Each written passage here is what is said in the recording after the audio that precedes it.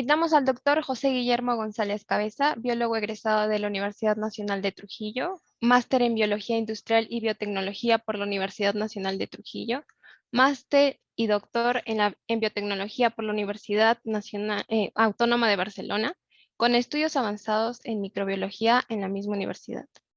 Actualmente desempeña los siguientes cargos en la Universidad Privada Antenor Orrego de Trujillo: jefe de la Oficina de Centros de Investigación, coordinador del Grupo de Investigación en Microbiología y Biotecnología, así como docente de las cátedras de Microbiología e Inmunología y Microbiología de las Facultades de Ciencias de la Salud y Medicina.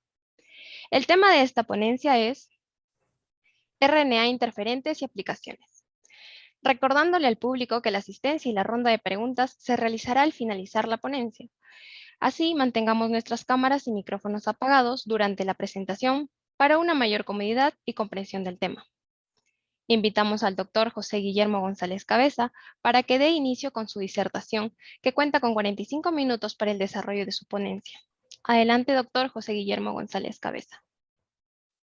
Bien, señores, muy buenas tardes con todos. Y antes de iniciar esta pequeña ponencia, no dejar de expresar mi agradecimiento al comité organizador al haberme hecho extensiva esta invitación en participar en este segundo simposio internacional de biología celular y molecular.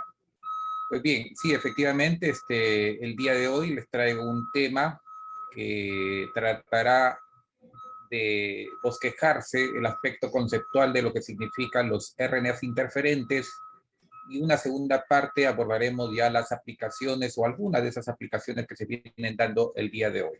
¿Correcto? Entonces este es el título de la ponencia. Voy a pasar a amplificar. Y el puntero. Bien. Bueno, con esta primera diapositiva creo que estamos bastante familiarizados. En ella se expone básicamente el flujo de la información genética, ese denominado o mal denominado dogma central de la biología molecular, en el cual básicamente dentro de los genomas están inmersos pues toda la secuencia de genes que van a codificar la expresión de un determinado organismo, ¿no? Entonces, de forma clásica, tradicional, todo este flujo de información lo catalogamos en tres grandes procesos, ¿no? El de la replicación, transcripción y traducción. Dentro de esta transcripción, obviamente estamos mayormente familiarizados con conocer tres tipos de RNAs. El RNA mensajero, RNA de transferencia y el RNA ribosómico. El RNA mensajero esencialmente es un transcrito que copia la información de un determinado gen, ¿correcto? El RNA de transferencia son pequeños RNAs de 70, 90 nucleótidos que se comportan esencialmente como adaptadores durante el proceso de síntesis proteica. Y los RNAs ribosómicos son también a su vez pequeños RNAs que cumplen un rol netamente estructural, principalmente a nivel de la organización de esa estructura supramolecular como son los ribosomas. Pero estos no son los únicos tres tipos de RNAs. Hoy en día hay un sinnúmero de tipos de RNAs. Y quizás de una manera arbitraria se los está clasificando de esta manera. Los RNAs mensajeros y los RNAs no codificantes. Los mensajeros, lo que les acabo de escribir ya anteriormente, y los no codificantes, bueno, tenemos toda una gran familia y que aún hoy en día se siguen descubriendo nuevos tipos de RNAs. Dentro de estos RNAs no codificantes tenemos al RNA ribosómico, al RNA de transferencia, a los pequeños RNAs nucleares que básicamente están formando parte del esplicosoma, que no viene a ser sino esa estructura supramolecular que está asociada con los procesos de splicing y unión de los exones y la liberación de los intrones. Luego también tenemos los RNAs pequeños nucleolares, que básicamente están participando en el proceso de modificación de los RNAs. Y por aquí tenemos una categoría de los denominados RNAs interferentes.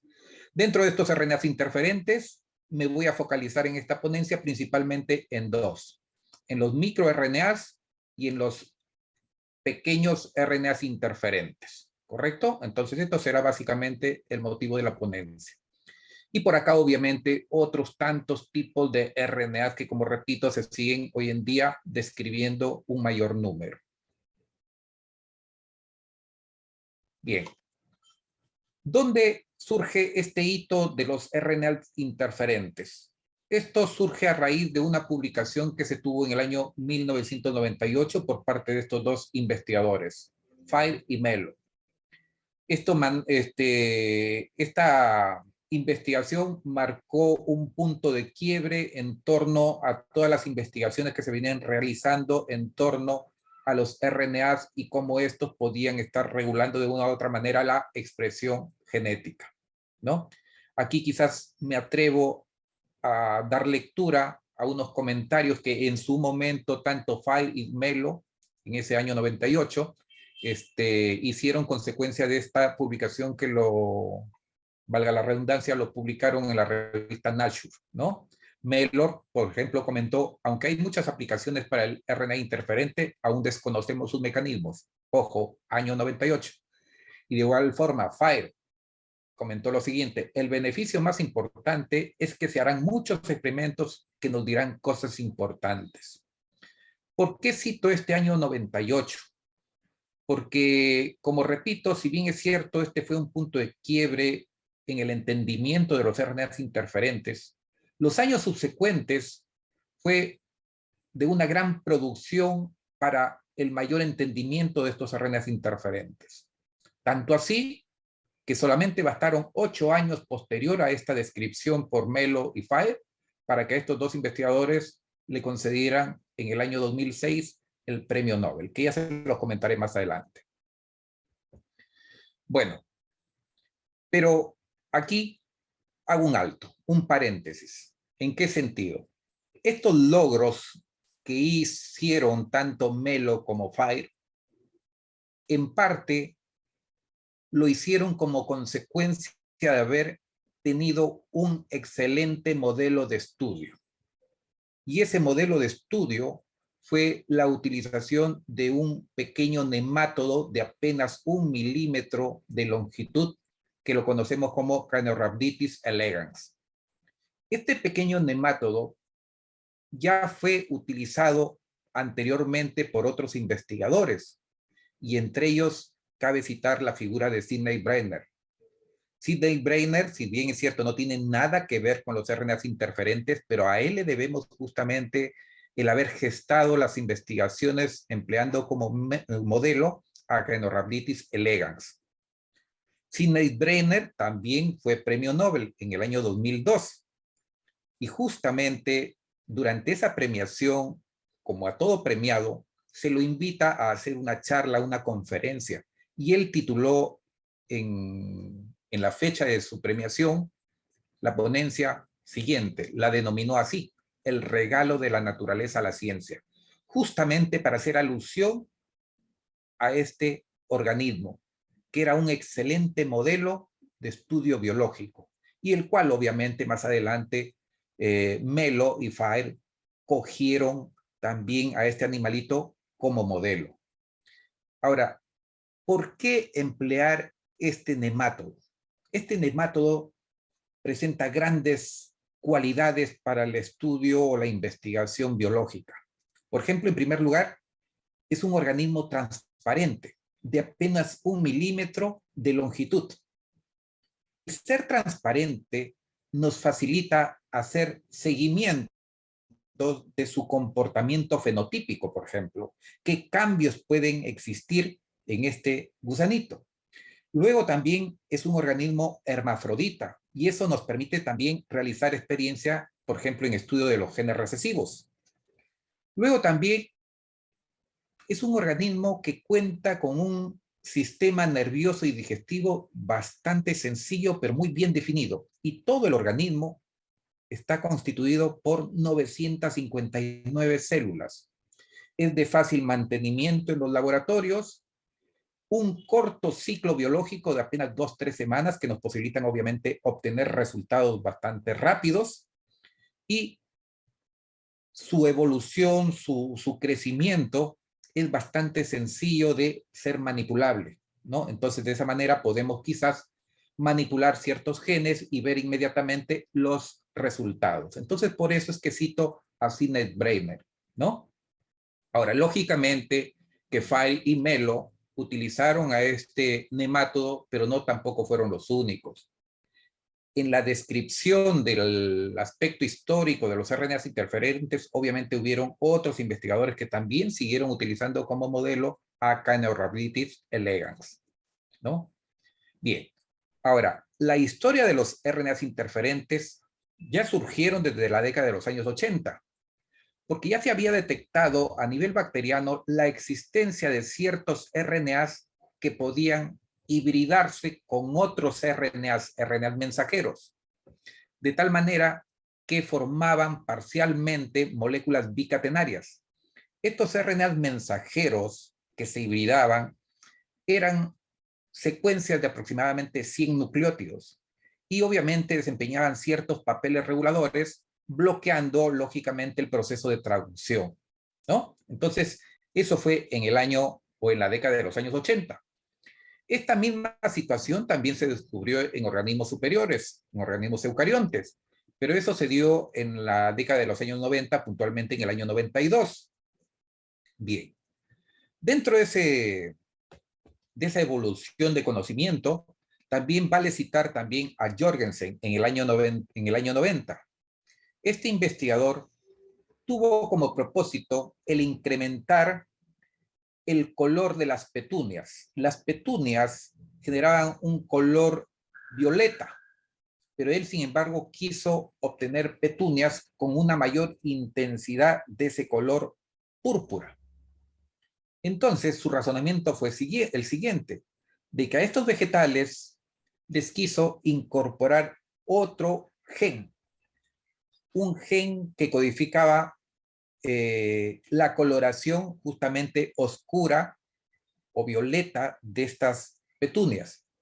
Pero para sorpresa de él, sin embargo, en la descendencia, él observó que se generaba una gran variabilidad de colores. Es decir, iba en contra de todo lo que él había pensado obtener. Lógicamente, en el año 90, Jorgensen no estuvo en la capacidad de explicar a qué era debida esa situación. Él solamente se limitó a comentar de que era un evento de cosupresión o silenciamiento génico post-transcripcional. Esto entonces en el año 90.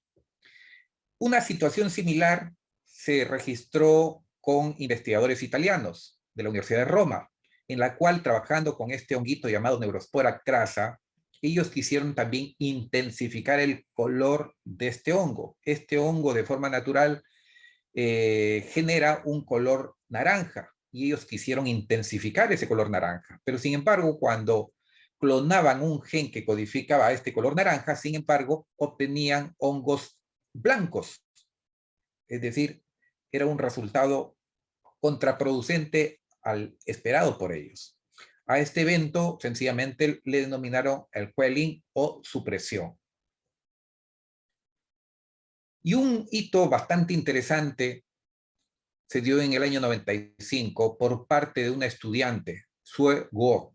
Este estudiante de la Universidad de Cornell trabajó con Caenorhabditis elegans y ella, manipulando los embriones de este nemátodo, ella se percató de un pequeño gran detalle, de que cuando incorporaba las células de este parásito, o perdón, de este nemátodo, le incorporaba, por ejemplo, un RNA antisentido, pero a su vez de forma paralela el RNA antisentido, sentido y antisentido, resultaba de que podía cancelar la expresión de un RNA. Cancelaba la expresión del crecimiento de este nemátodo. No tuvo la visión ni el alcance como para poder explicar este evento, ¿no? Debo de señalar, comentar de que era un resultado muy distinto a la sola experiencia de haber incorporado solamente alguno de los dos RNAs. Entonces, en conclusión, se veía entonces que la incorporación de dos RNAs, tanto el antisentido como el RNA sentido, podían de una u otra manera bloquear algún gen de interés. Pero como repito, el subo lamentablemente no dio para más. Es ahí donde surge, y recalco nuevamente, la figura de Melo y Fire, que lo cito nuevamente. Melo y Fire se embarcan en una investigación en la cual debían de explicar cómo es que se daba esa inactivación, cómo explicar esos resultados en virtud de esas incoherencias aparentes que habían con respecto a investigaciones previas, ¿no? Y ellos, como repito, trabajan con caenorhabditis y trabajan puntualmente con un gen, el gen 1C22. El gen 1C22 es un gen que codifica los miofilamentos, una proteína que tiene que ver con, con el desplazamiento de este gusanito, ¿no? Entonces, como vemos en la primera parte, cuando incorporaba el RNA sentido, es decir, un RNA con la misma secuencia al RNA mensajero que codifica este miofilamento, sencillamente no sucedía nada, ¿no? Tenemos aquí la silueta de ese gusanito. Para esto también debo comentar de que ya habían datos experimentales donde cuando existía una deplexión de los miofilamentos, sencillamente los gusanos se contracturaban. Es decir, cuando había una escasa expresión del gen que codifica los miofilamentos, el organismo se contracturaba. Pero sin embargo aquí le incorporaba el RNA sentido y sin embargo no sucedía nada con los gusanos.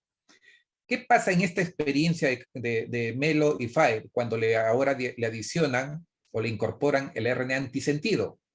De igual forma, tampoco sucede nada. Los gusanos, de igual forma, tienen un comportamiento normal. Lo interesante viene aquí. Lo interesante es cuando ellos incorporan a los gusanos una molécula bicatenaria pero de RNA. Le incorporan tanto la hebra sentido como la antisentido.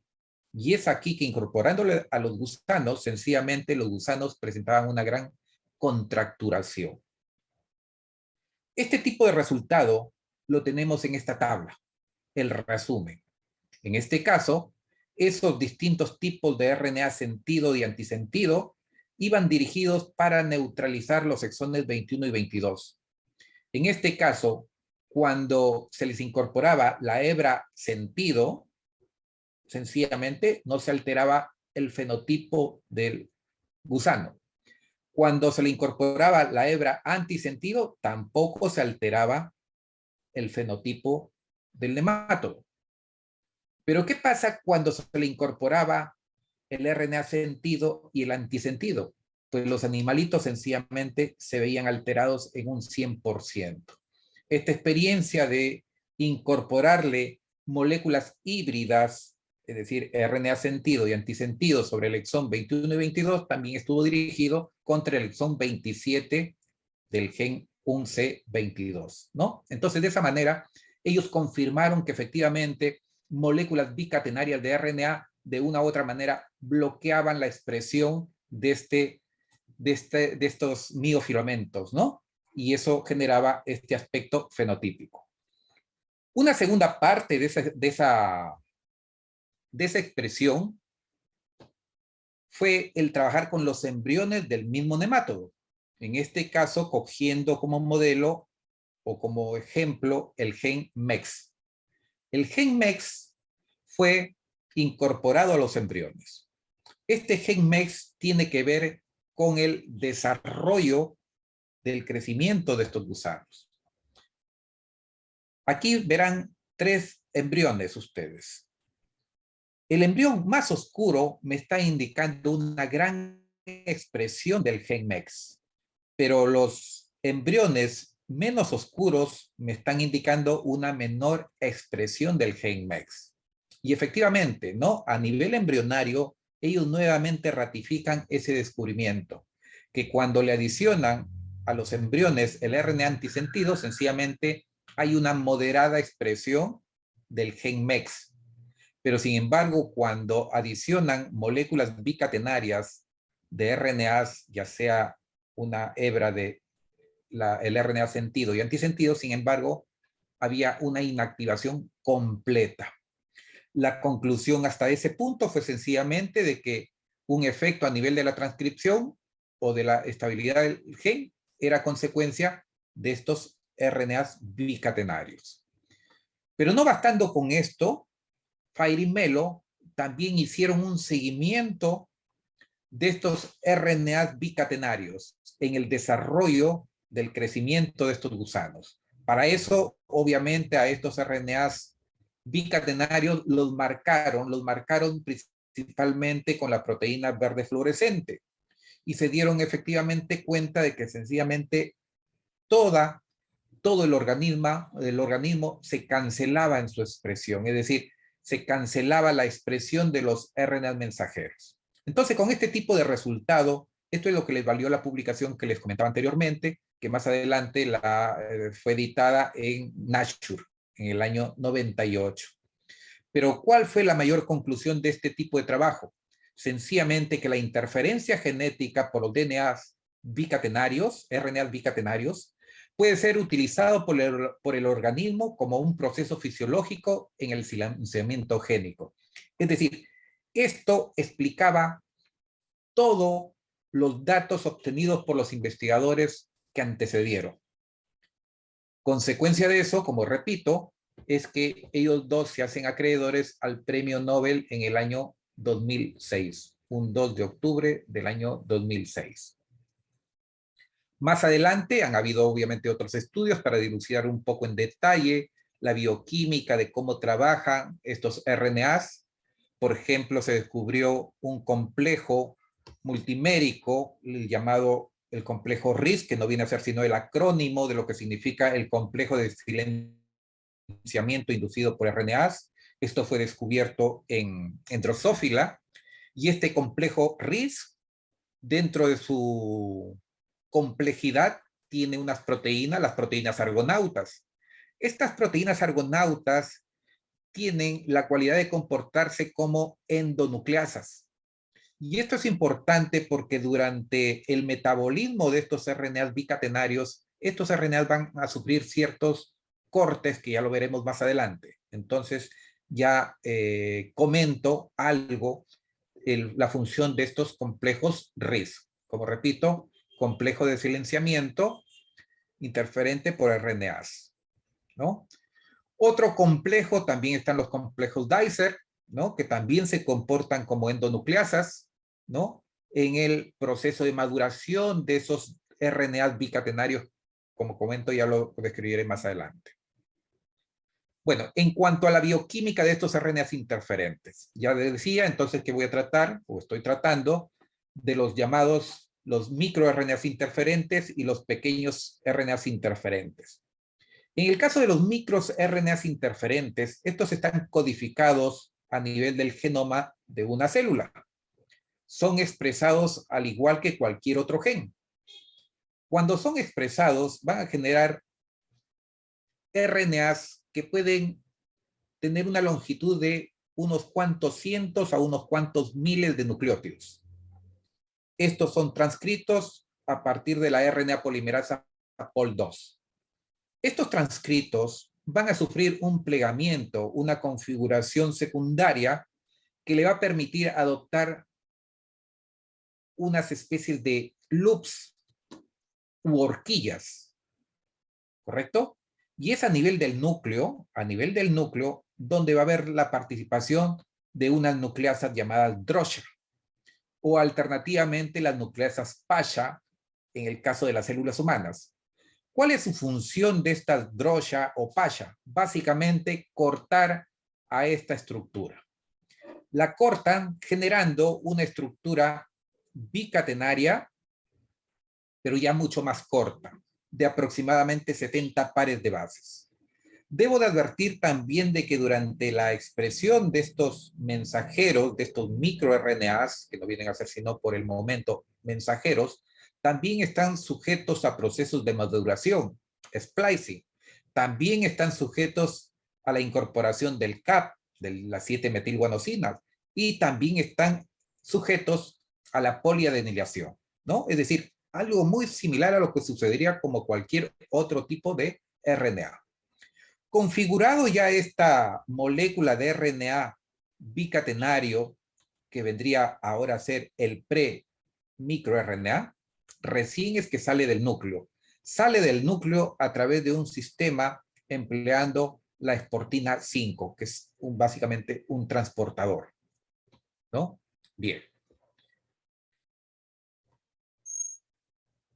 Otro detalle interesante es que este comportamiento de estos RNA reguladores de la expresión no solamente está limitado a los microRNAs, no, sino que una situación parecida también sucede con otros tipos de RNAs, los llamados mirtrones. ¿Qué es un mirtrón?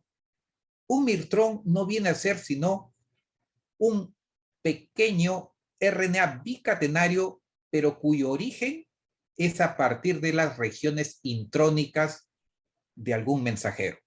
En este caso, por ejemplo, tienen aquí un mensajero, el cual va a sufrir los procesos de splicing, ¿no? Se va a unir el exón 1 con el exón 2, pero obviamente se va a liberar el intrón 1.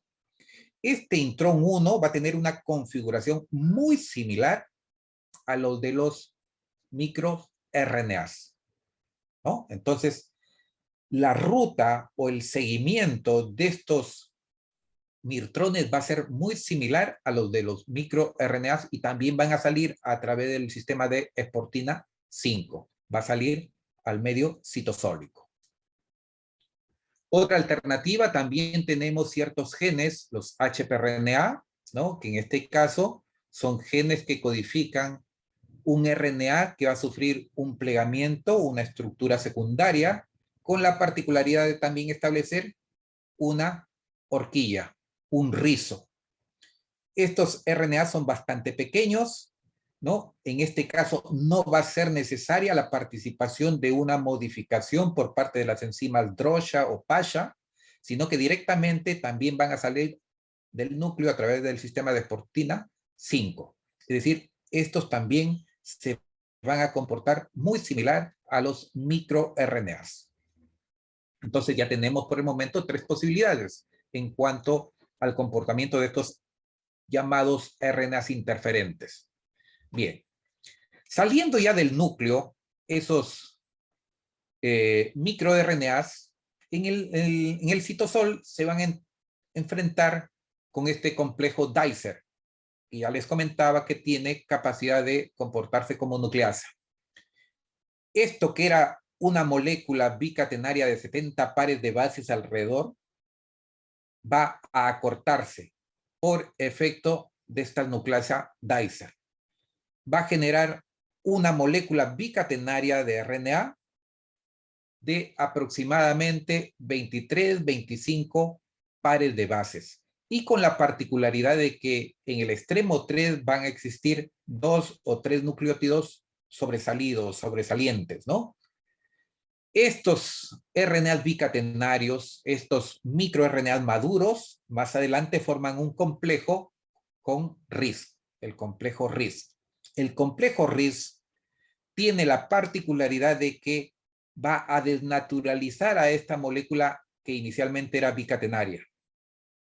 Se desconoce hoy en día mucho de la bioquímica de cómo es que esta molécula desnaturaliza ese RNA bicatenario y lo vuelve monocatenario. Tampoco queda muy bien claro el modo de cuál es la hebra que queda seleccionada. Bien, ¿qué va a pasar con este complejo RIS con este RNA? Pues este RNA, por complementariedad de bases, se va a unir a un RNA mensajero, que aquí lo tenemos de color verde. Unido de forma complementaria al RNA mensajero, este RNA mensajero teóricamente debe de traducirse. Y aquí tenemos el ribosoma. Pero esta estructura va a generar una topología tal que va a imposibilitar que las secuencias sucesivas de codones de ese mensajero obviamente puedan ser leídas, justamente por estar establecido este nexo con el complejo RISC. Entonces, de esa manera se estaría regulando la expresión en el proceso de traducción por parte de estos microRNAs. Una segunda alternativa son los pequeños RNAs interferentes, que en este caso pueden ser de origen artificial, es decir, nosotros tendríamos la capacidad de diseñar pequeños RNAs bicatenarios e incorporarlo a la célula.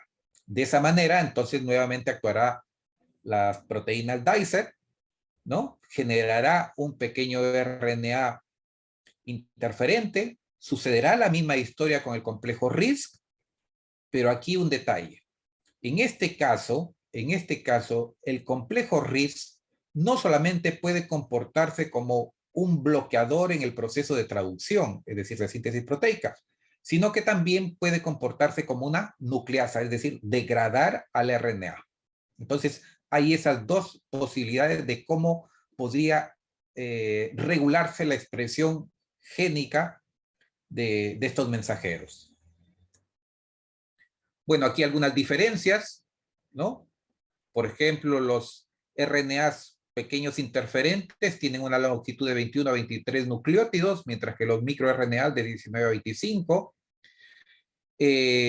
Los pequeños interferentes deben de tener una complementariedad de 100% para que ejerzan su actividad de regulador, mientras que los microRNAs no necesariamente, pero esto involucra pensar que los microRNAs también podrían entonces estar interfiriendo en la expresión de genes diferentes, ¿no? Si no hay pues esa complementariedad del 100%, cabe la posibilidad de que se podría también anular la expresión de otros tantos RNAs, ¿no?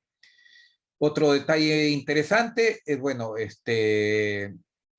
que sencillamente se comporta el pequeño interferente, tiene esta actividad de comportarse como degradante de los RNA mensajeros, como lo habíamos visto en la figura, mientras que los microRNA básicamente se comportan bloqueando el proceso de traducción, ¿no? Entre las diferencias principales entre estos dos tipos de RNAs. Ahora, en cuanto a la tecnología de estos RNAs interferentes, obviamente la meta es manipular el material genético. Aquí en esta figura les estoy ilustrando, por ejemplo, a un hepatocito. Un hepatocito al cual nosotros pretendemos incorporarle un RNA interferente. Este RNA interferente nosotros lo mandamos diseñar, construir como molécula bicatenaria. Hoy tenemos una gran oferta en el mercado para lograr estos constructos y a la vez también adicionarle ciertas moléculas con el propósito de que estas moléculas puedan acoplarse a ciertos receptores celulares y de esa manera se facilite la incorporación de los RNAs interferentes. Ya al interior del hepatocito, obviamente, van a estar sujetos al complejo Dicer y del complejo Dicer formar el complejo con RISC. Y de esa manera poder estar bloqueando la expresión de algún gen deseado, ¿no? Esto es interesante porque usualmente en esta tecnología de los RNAs interferentes no logramos la anulación de la expresión en el 100% de la totalidad de la expresión. No, sino que reducimos notablemente la expresión, eso sí, ¿no?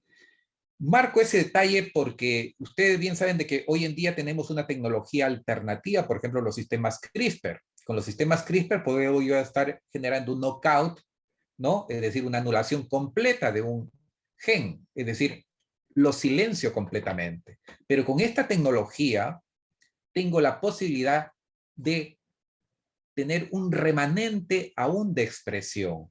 No significa necesariamente el anular completamente esa expresión. Y para eso, en ciertos tipos de experiencia, para nosotros es muy ventajoso. ¿Cómo incorporamos estos RNAs interferentes al interior celular? hay varias estrategias. Una de ellas, bastante conocida, tal vez bajo condiciones in vitro, a través de procesos de transfección o transformación.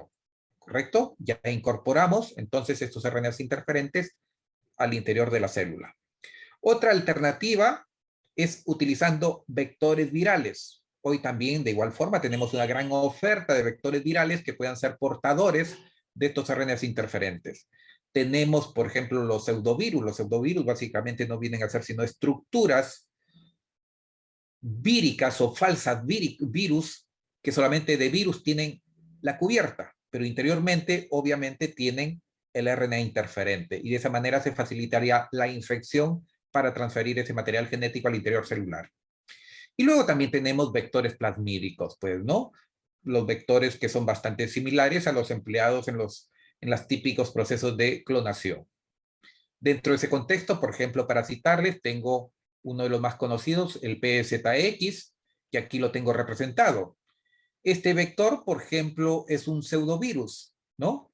Es un genoma construido artificialmente, pero el cual tiene una cápside vírica, que justamente las proteínas de la superficie van a permitir justamente esa especificidad de infección dentro de un linaje celular.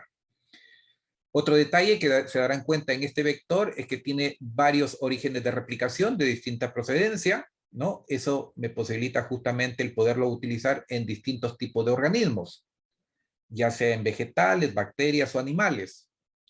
Tengo aquí justamente el punto de clonaje de ese fragmento de DNA que me va a codificar esos RNAs interferentes.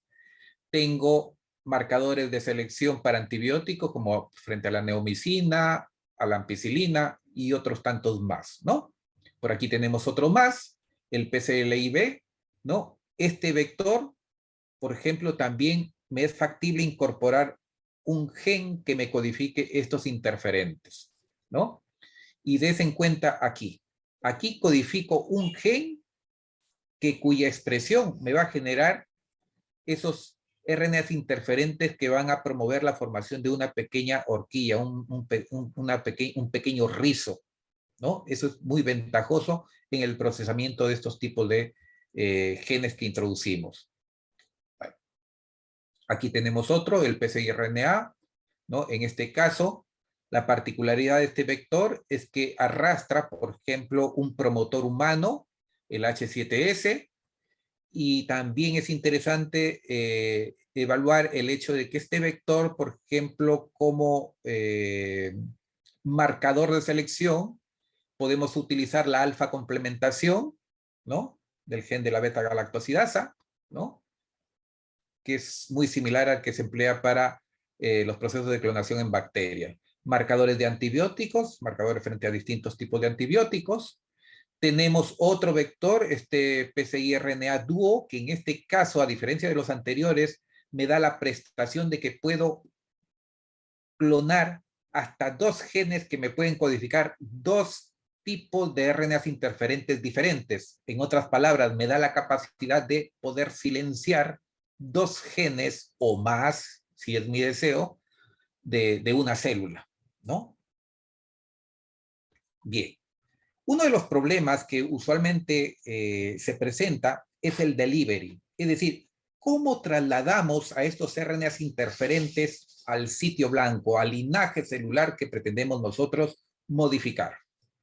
Hoy en día están bastante de moda el utilizar ciertos polímeros, por ejemplo, el polietilenimina o los famosos liposomas. Los liposomas, recordarán ustedes de que son vesículas con una superficie lipídica en cuyo interior obviamente va a estar el ácido nucleico. En este caso, obviamente, los interferentes, ¿no? Aquí les muestro también algunos de los blancos, genes blancos, sobre los cuales yo quiero modificar la expresión, ¿no?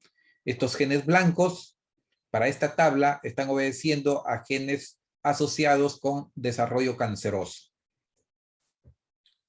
Aquí más de lo mismo, puedo entonces incorporar a esos interferentes utilizando plásmidos, puedo estar incorporando ese interferente utilizando vectores víricos, puedo estar utilizando esos interferentes por sencillos procedimientos de electroporación o transfección de forma general o transformación, y de esa manera ya al interior de la célula optar por un RNA interferente maduro, que obviamente va a bloquear algún gen deseado. En cuanto a las aplicaciones de los RNAs interferentes en salud humana, de una manera muy abreviada, dentro del campo de la salud, la mayor parte de estas investigaciones están orientadas, como se darán cuenta, a investigaciones en materia de cáncer. También en enfermedades neurodegenerativas, enfermedades genéticas metabólicas, enfermedades hematológicas, pero mayormente están siendo dirigidas hacia tratamiento de cáncer. Aquí, para citarles, por ejemplo, un RNA interferente que está participando en el cáncer hepático. Esto lo comento, ¿por qué? Porque en esta figura lo que yo quiero señalarles a ustedes es de que los RNAs interferentes pueden estar jugando un doble rol. Me explico. En el proceso canceroso, muchas veces se da este evento como consecuencia de la sobreexpresión de un gen o alternativamente como consecuencia de la supresión de un gen. Y en ambas situaciones, yo puedo utilizar los interferentes. En este caso, por ejemplo, en torno a estos tipos de cánceres hepáticos, hay distintos genes los cuales yo puedo modular su expresión a través de estos interferentes. Modular su expresión para que se sobreexpresen o alternativamente para cancelar la expresión. ¿Correcto? Entonces hay esas dos posibilidades. Aquí algunos de los ejemplos, ¿no? Aquí tenemos una serie de genes asociados con procesos cancerosos, genes bastante conocidos por todos nosotros, por ejemplo el P53, que bien sabemos que es un gen supresor, ¿no? Entonces aquí también puedo jugar con los RNAs interferentes para modular la expresión de cualquiera de estos genes. Aquí un grupo de genes, de un grupo de RNAs interferentes que están asociados justamente con el desarrollo de procesos cancerosos, ya sea promoviendo el proceso canceroso o en todo caso reprimiendo el proceso canceroso. Observen esta figurita. Esta figurita tiene tres eventos distintos. El primero de ellos es un evento control en el cual se generan los RNAs interferentes, van a salir al citosol y van a bloquear algún gen, ¿no? Entonces, de esa manera, el resultado es un resultado normal a nivel de esa célula. Pero, ¿qué pasa? ¿Qué pasa, por ejemplo, con los genes o los protoncogenes? Los protoncogenes, ustedes saben que son genes que potencialmente se pueden constituir en genes oncogénicos, ¿correcto? Bien, pero ¿qué pasa si falla algo en esa expresión? ¿Qué pasa, por ejemplo, si en la modulación de la expresión de esos protoncogenes, los RNAs interferentes que están involucrados en la expresión comienzan a fallar esos RNAs interferentes? Por ejemplo, dejan de expresarse, quizás por algún evento mutacional, estos RNAs interferentes. Si dejan de expresarse, obviamente ya no se va a cancelar la expresión de este protoncogen. Y si no se cancela la expresión de este sobreexpresará y resultará en un gen oncogénico, condicionando obviamente en última instancia el desarrollo canceroso. Entonces, este es un evento en el cual justamente pueden fallar los RNAs interferentes. Una situación opuesta a eso es, por ejemplo, en los genes supresores de tumores. Pongamos como ejemplo el P53. El P53, bien saben ustedes, es que es un gen cuya expresión frena la proliferación celular. Pero ¿qué pasa si la expresión de esos RNAs interferentes que modulan la expresión de ese gen P53 o los transcritos de ese P53 están sobreexpresados esos RNAs interferentes? Si están sobreexpresados, ¿qué va a pasar con el RNA mensajero del P53? Sencillamente va a sufrir procesos de degradación más acelerados. Entonces, no va a ejercer su verdadero control P53 y se inclinará la balanza hacia la proliferación celular, es decir, generando en última instancia, obviamente, el proceso canceroso. Entonces, como se darán cuenta, los RNAs interferentes los podemos utilizar ya sea promoviendo la expresión de un gen o alternativamente inhibiendo la expresión de un gen. Esta imagen me gusta bastante, dado que hoy en la actualidad tenemos ya toda una colección de RNAs interferentes que están participando en distintos tipos de cánceres, ¿no? Todo lo que ustedes están viendo en los recuadros naranjas no vienen a ser sino RNAs interferentes que son propios de un determinado tipo de cáncer.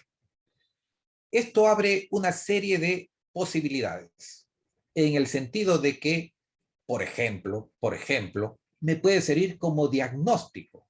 Es decir, la identificación de ciertos RNAs interferentes me pueden abrir la posibilidad de saber de qué tipo de cáncer es el que tiene tal o cual persona. La sola identificación de ese RNA interferente. Entonces, me permite rastrear, mapear, entonces, algún tipo de cáncer, ¿no? Entonces, es bastante interesante esta figura. También, esto se está utilizando bastante en el cáncer gástrico, de igual forma, ¿no? En el sentido de que, consecuencia de un cáncer gástrico, se pueden estar expresando distintos tipos diferentes. En virtud del RNA interferente predominante, uno puede diseñar alguna estrategia terapéutica que pueda combatir ese RNA interferente que está desbalanceando algún evento metabólico. Aquí, otro ejemplo a nivel del cáncer de pulmón. El cáncer del pulmón hoy en día tiene dirigido toda una serie de terapias con el propósito de detener esa proliferación celular. Pero sin embargo, muchas de estas células del parénquima pulmonar se hacen resistentes al tratamiento de la quimioterapia. Y esa resistencia se ha asociado con la presencia de ciertos RNAs interferentes. Todo lo que aparece aquí de color rojo, los recuadros rojos, no vienen a ser sino RNAs interferentes que están asociados justamente con el incremento de resistencia en tratamientos. Mientras que los que están en los recuadros verdes son RNAs de interferentes que están asociados, por el contrario, para incrementar la quimiosensibilidad, es decir, hacerlas a las células sensibles al tratamiento de quimioterapia y por lo tanto obviamente sacar adelante a ese paciente. En cuanto a los procesos infecciosos, para citarles un ejemplo, en el caso de la hepatitis C. La hepatitis C es generado por un picornavíride, un virus que tiene como genoma RNA. Entonces, ante esta situación, ¿por qué no plantear la posibilidad de utilizar interferentes, RNAs interferentes, con el propósito de bloquear la replicación? En este caso, obviamente, se diseñan RNAs interferentes de tal manera que van a hibridar con el genoma del virus de la hepatitis C. Hibridando, obviamente van a cancelar el proceso de traducción o alternativamente van a generar su fragmentación del genoma. En el caso de la hepatitis B, hoy en día, por ejemplo, tenemos como tratamiento a este fármaco ARC-520, que no viene a ser sino un conjugado de un interferente más colesterol. Este interferente justamente está asociado con el propósito de bloquear a una proteína del virus de la hepatitis B, puntualmente al HBS, ¿no? Al antígeno de superficie, el antígeno australiano, que todos ustedes saben, ¿no? Entonces, de esa manera se bloquea la replicación del virus. En el caso del VIH, también hay otras estrategias encaminadas. En este caso, hay dos estrategias.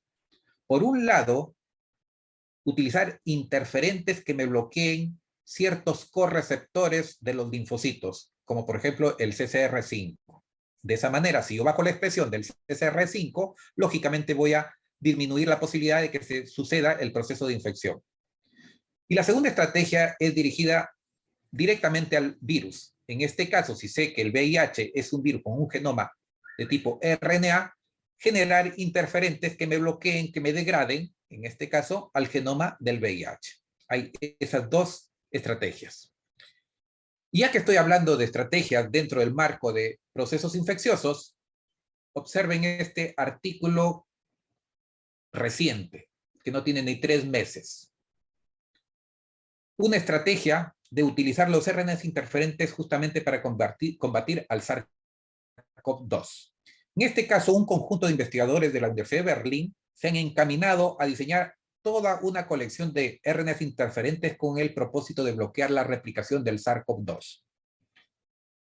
Yendo puntualmente, en este caso, esta investigación se ha ceñido a través al análisis bioinformático, se ha ceñido al diseño de 8 o 9 RNAs interferentes. ¿Y cuál de estos sea más efectivo para bloquear la replicación del SARS-CoV-2? Y de toda esa colección de RNAs interferentes ha resultado que este denominado RNA interferente B6 es el más efectivo. Es decir, anula prácticamente toda la replicación del virus. Entonces, esto se está viendo ya con fines terapéuticos, obviamente, ¿no? Entonces, se darán cuenta cómo los RNAs interferentes los podemos utilizar de distinta manera. En este caso, ya no lo estamos utilizando solamente con fines de diagnóstico, sino que en el caso de las enfermedades infecciosas, llámese hepatitis, VIH, SARS-CoV-2, lo estamos utilizando ya con fines terapéuticos. Entonces, que no nos llame la atención que de aquí a un tiempo quizás salgan fármacos que ya puedan combatir al SARS-CoV-2 empleando RNAs interferentes. Como repito, este es un artículo bastante reciente, dado por estos investigadores alemanes. Y quizás cambiando un poquito ya de rubro, dentro de la aplicación de los RNAs interferentes, ahora me tiro hacia el control de plagas, hacia el mundo vegetal. En este caso, el razonamiento también es bastante elemental. Considerar la posibilidad de obtener organismos vegetales transgénicos que puedan expresar RNAs interferentes. ¿RNAs interferentes contra quién? Contra insectos. De tal manera que el organismo vegetal va a expresar estos RNAs interferentes y cuando se vean invadidos por una plaga insectil, el insecto va a digerir estos interferentes. Estos interferentes van dirigidos hacia el metabolismo del insecto, dirigidos hacia algún gen esencial del metabolismo, condicionando obviamente de la muerte del insecto. Entonces, bajo este razonamiento, hoy en día tenemos, por ejemplo, plantas transgénicas, puntualmente en maíz, que codifican interferentes contra la ATPasa de Diabrotica virgífera, ¿no? Que es un escarabajo. Esta ATPasa, la ATPasa, recuerden ustedes, por su conocimiento de bioquímica, la ATPasa es básicamente ese complejo multienzimático que se encarga de sintetizar ATP. Entonces, aquí lo que se pretende es bloquear la expresión de esta ATPasa, condicionando obviamente la muerte del insecto. Otro caso parecido lo tenemos en el algodón, que en este caso se están utilizando interferentes contra el gen CYP. Este gen CYP, ¿dónde está participando? Este gen CYP básicamente participa en los procesos de detoxificación, de tal manera que las plagas generadas por este insecto se hacen bastante susceptibles ahora al tratamiento químico. Ya no se genera esa resistencia convencional frente a insecticidas, ¿no? Otra posibilidad es utilizar interferentes que bloqueen los procesos de muda de insectos. Esto ha quedado plenamente demostrado a nivel experimental, eso sí, ¿no? En el caso de saltamontes, ¿no? Donde se bloquea el proceso de muda de los insectos. Tenemos el caso de Helicoverpa armigera, ¿no? En este caso, es una plaga a nivel de cítricos y también de igual forma, estos cítricos tienen incorporados un DNA que codifica interferentes para bloquear el proceso de muda de estos insectos. También tenemos interferentes que puedan bloquear el desarrollo embrionario de los insectos, en este caso interferentes dirigidos contra los genes Hunchback o contra los genes Brahma, ¿no? Que están asociados justamente con el desarrollo, el crecimiento de los insectos, ¿no? Por lo tanto, eso genera una ausencia del desarrollo embrionario en la descendencia de los organismos tratados, ¿no? También tenemos experiencias en Cimex lectularis, ¿no? En este caso, estos chinches son muy resistentes a los insecticidas y lo que se apunta es hacerlos más sensibles a los insecticidas. Para eso se han diseñado interferentes que puedan también bloquear a la NAT citocromo P450, ¿no? Que como bien saben, estos también están participando en los procesos de detoxificación. Y por último, también algo también interesante es la administración de estos interferentes a través de cebos, ¿no? Es decir, diseñar formulaciones alimenticias para insectos que puedan ser portadoras de interferentes. Doctor, De esta manera, dis- sí, ya, doctor, ¿me acabo, escucha? acabo. Disculpe el que le interrumpe. Muchas Sí, sí, gracias. acabo. Y por último, también a nivel de ciertos vectores, sobre todo vectores parasitarios, ¿no? Eh, Se están diseñando interferentes en complejos con quitosano, ¿no? Para bloquear el desarrollo y proliferación de estos insectos. Bueno, con las disculpas del caso, les agradezco bastante su atención. Muy amables. Muchas gracias a usted, doctor, por darnos tan maravillosa explicación acerca de los ARN interferentes. Bueno, ahora vamos a invitar al público a que realice las preguntas correspondientes.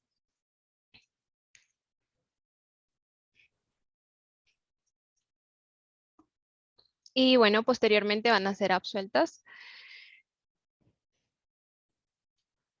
Estoy esperando las preguntas.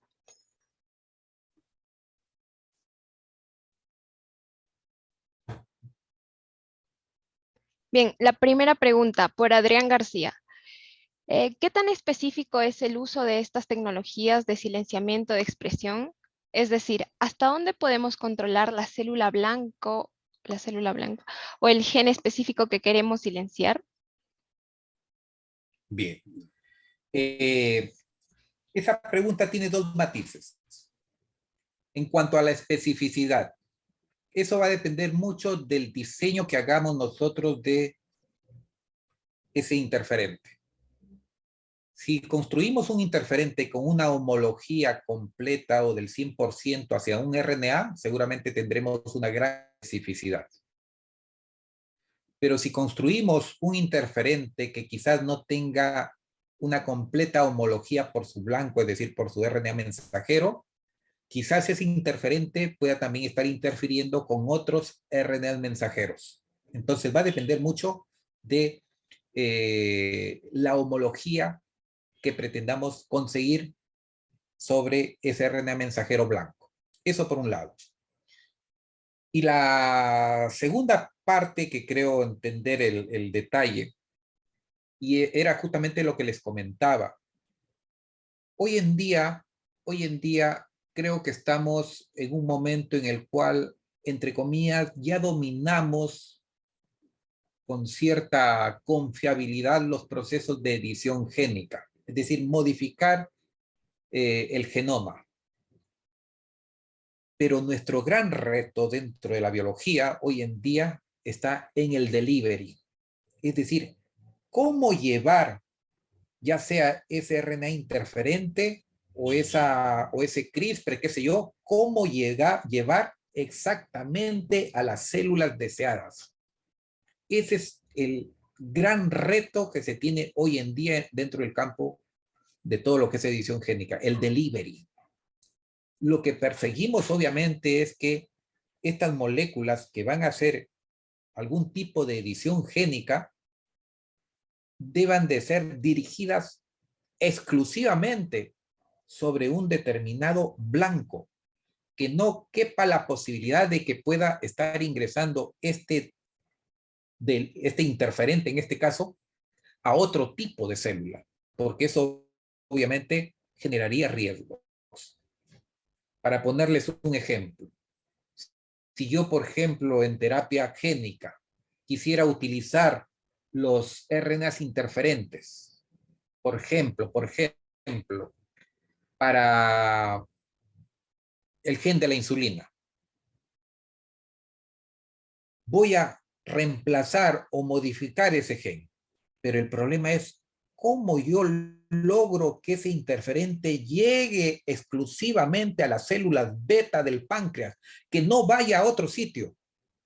Se tienen grandes avances, pero aún nos falta. No tenemos hoy en la actualidad todavía una estrategia que sea universal y suficientemente específica como para garantizar de que ese sistema va a actuar sobre todo solo sobre esas células. No lo tenemos todavía garantizado. Hoy en estos momentos hay una gran corriente al empleo de partículas víricas o falsos virus también, ¿no? Por ejemplo, dentro del mundo de las células animales se está utilizando retrovirus, lentivirus, arbovirus, adenovirus, ¿no? Que se están obteniendo resultados con relativo éxito, pero no todavía estamos en condiciones de decir ya pueda usarse como tal. Pero ese es el camino y ese es uno de los grandes retos que se tiene. Gracias. Muchas gracias por responder, doctor. La siguiente pregunta por Camilo Vera.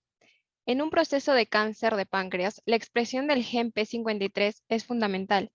¿Cómo modulan los shRNA para poder generar una apoptosis celular y evitar que este gen se exprese? A ver, la estrategia de querer editar a un gen va a depender del trasfondo. En este caso, por ejemplo, el P53 con un supuesto cáncer al páncreas. Como yo lo decía, ¿no?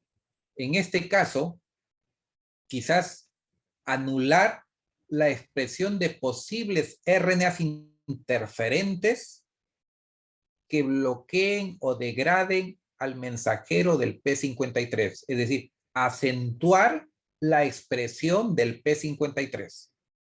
El P53, recuerden ustedes de que es un gen supresor de tumores, frena la proliferación.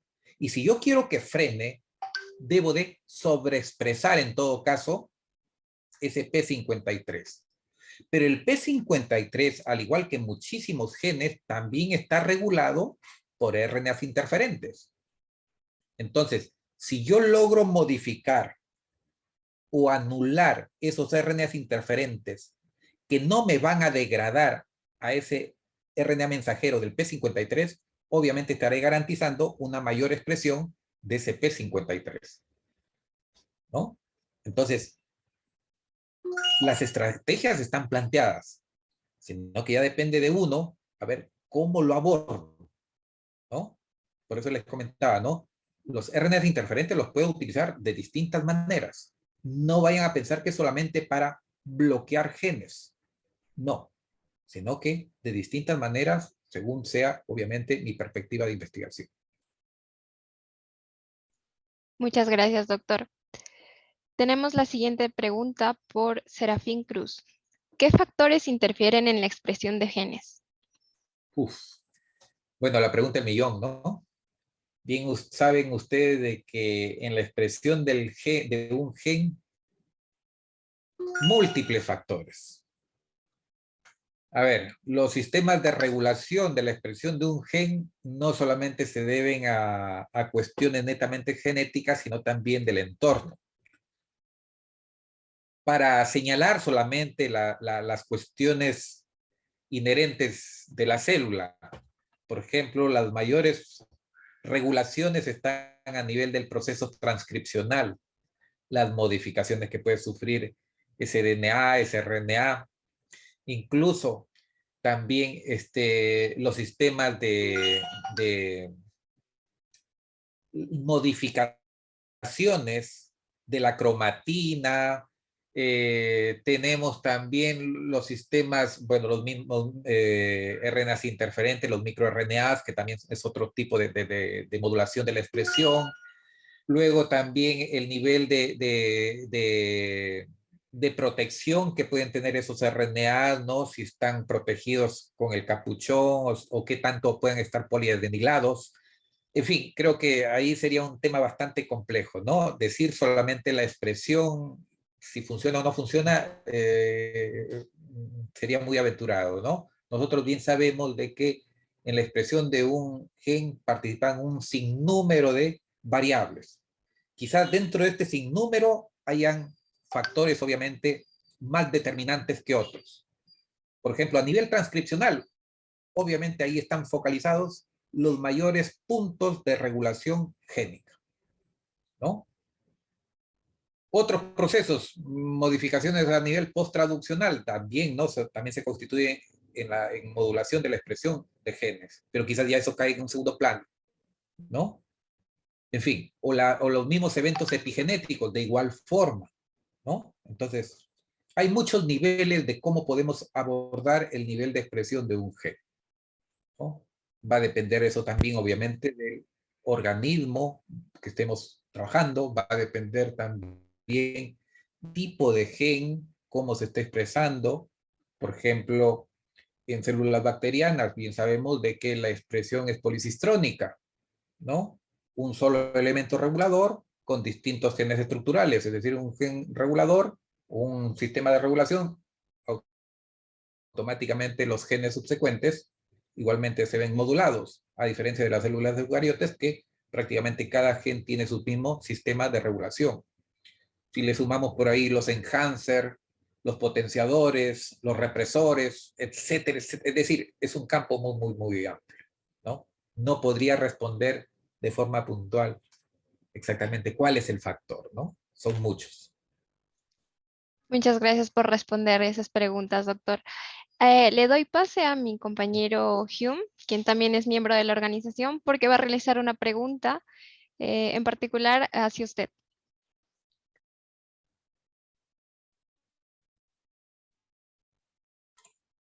¿Qué tal, doctor?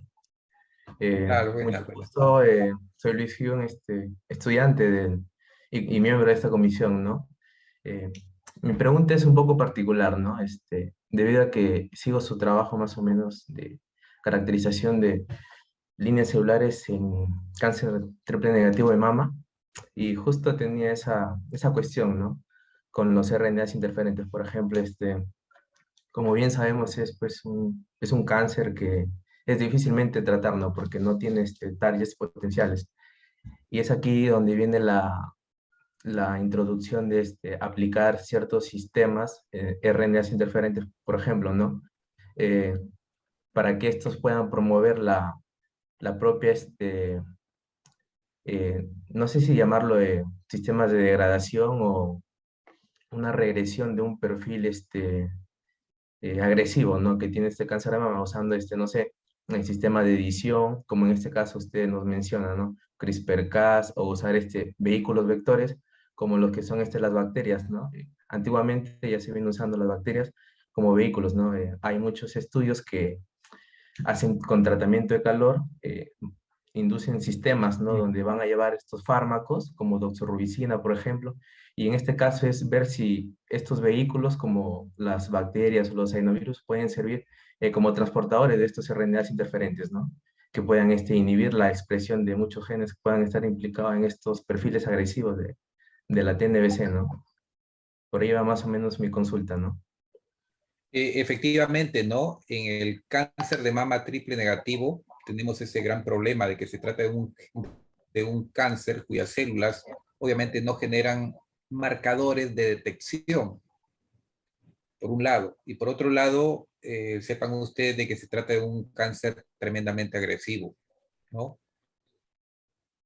Y si le sumamos a eso, de que durante el proceso canceroso, esta masa celular se va a su vez generando más variabilidad, complica aún más la cosa, complica más la cosa.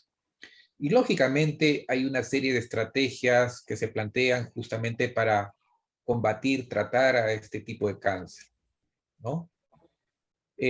Una de ellas justamente pueden ser los RNAs interferentes, pero en ese caso, Luis, los RNAs interferentes para este tipo de cáncer se están orientando básicamente para el diagnóstico, el detectar ciertos tipos de RNAs interferentes que me permitan definir que exactamente ahí hay un cáncer triple negativo, ¿no?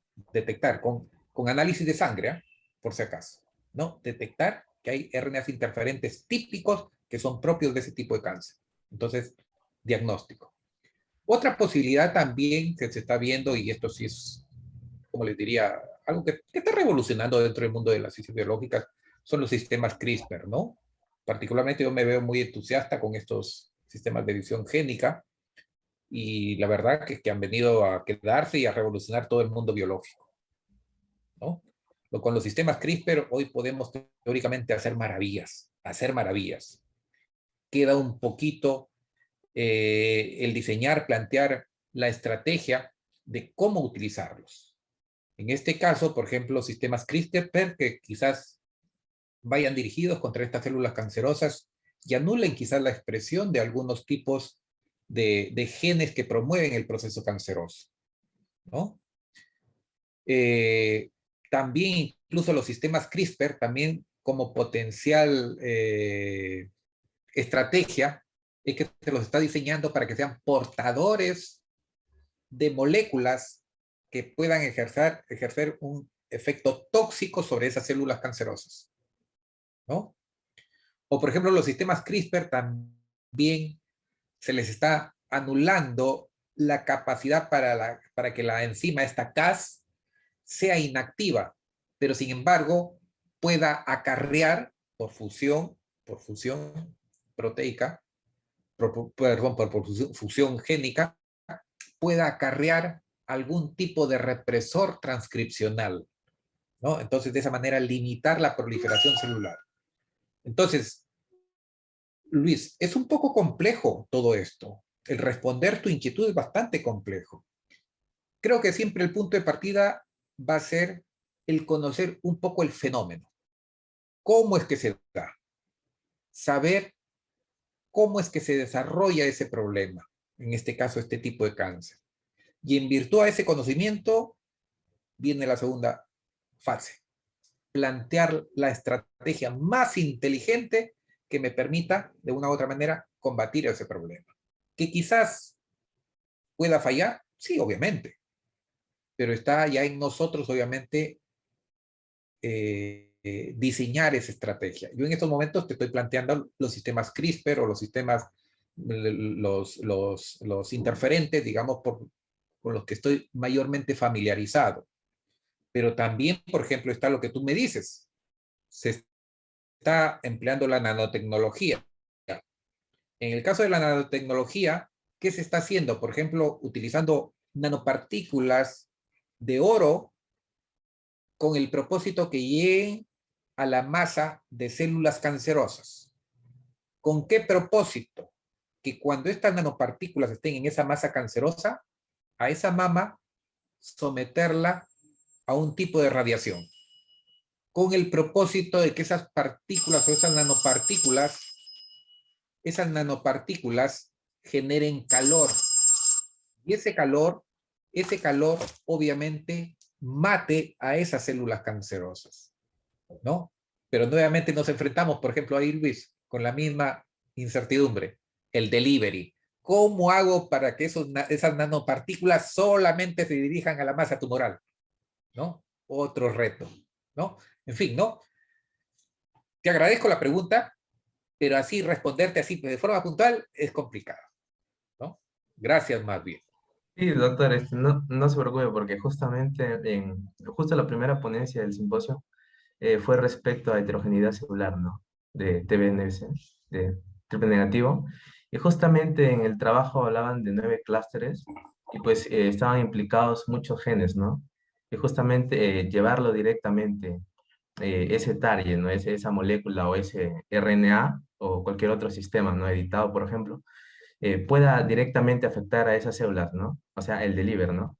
Solamente ello. Entonces ahí va más mi duda, ¿no? Porque como es bien agresivo y por lo general se trata con las terapias convencionales, ¿no? O a veces intentan implementar terapias combinadas, ¿no? o con fitocomponentes también para ver la reacción. Y Sí, justamente, esta es otra de las estrategias, ¿no? claro, sí, justamente por ahí iba la cuestión, ¿no? Más o menos cómo desarrollar un sistema que se adapte a este microambiente, ¿no? Estos perfiles de estas células, ¿no? Que son bien agresivos. Sí, muchas gracias, doctor, muy bien, por su explicación. Muy No, agradecido. gracias a ti, Luis. Muy bien, gracias, gracias. Bien.